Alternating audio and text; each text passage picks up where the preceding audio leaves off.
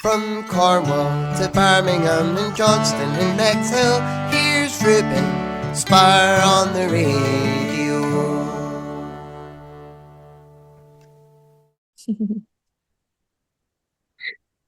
Hello to Amie Woodhouse. How are you today? Hiya, yeah, I'm really good. How about yourself? I'm very well, thank you. Excited to reach out to you today. So, can you tell me, how long have you been a singer-songwriter for?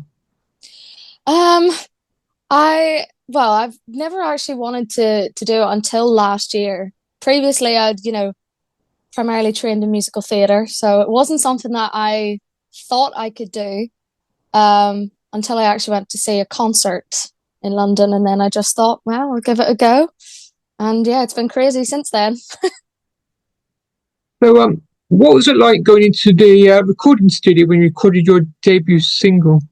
hmm It was absolutely amazing. I mean, writing a song, at home and filming it on like GarageBand, I think is what I did it on initially. And I went into the studio and, I worked with Sappho Music, and Lawrence Hobbs was the guy that was producing Hypnotic for me. And it was just an absolutely amazing atmosphere. And it kind of felt weird because, I'm so used to singing other people's music and I know exactly what they want it to sound like. So I'm so used to making it sound like that.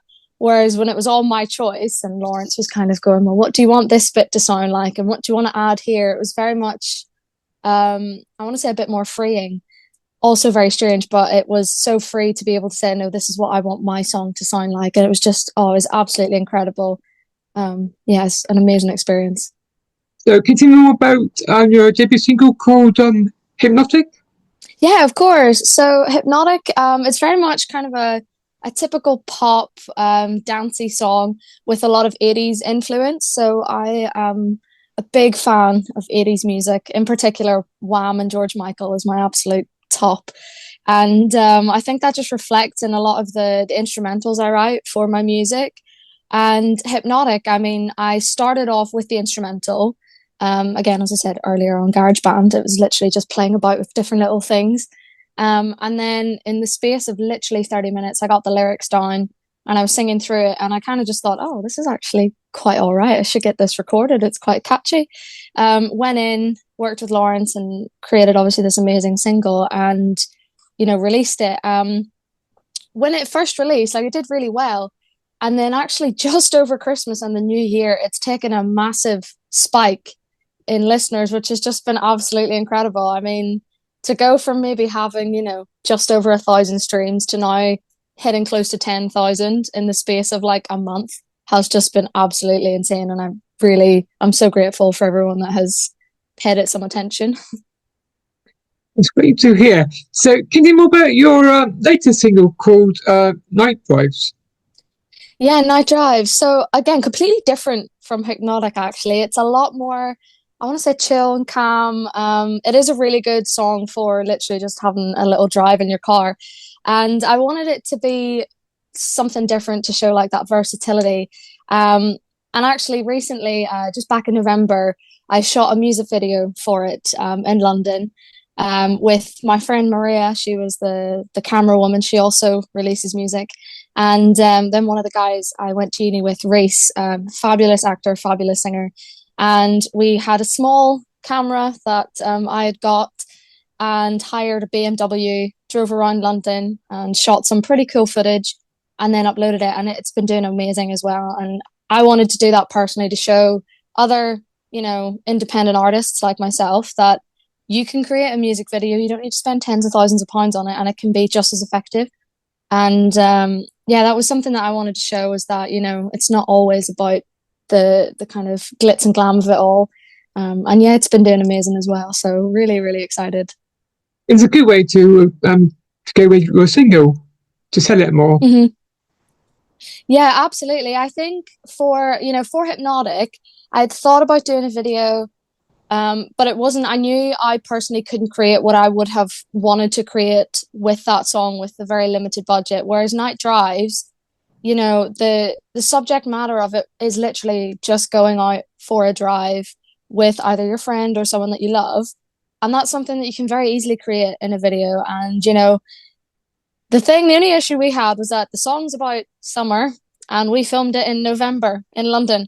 So both myself and Reese were absolutely freezing. Everyone else was looking at us kind of wearing like t-shirts and dresses, and everyone's looking at us and they're on their big coats and stuff. But we managed it and it was fun.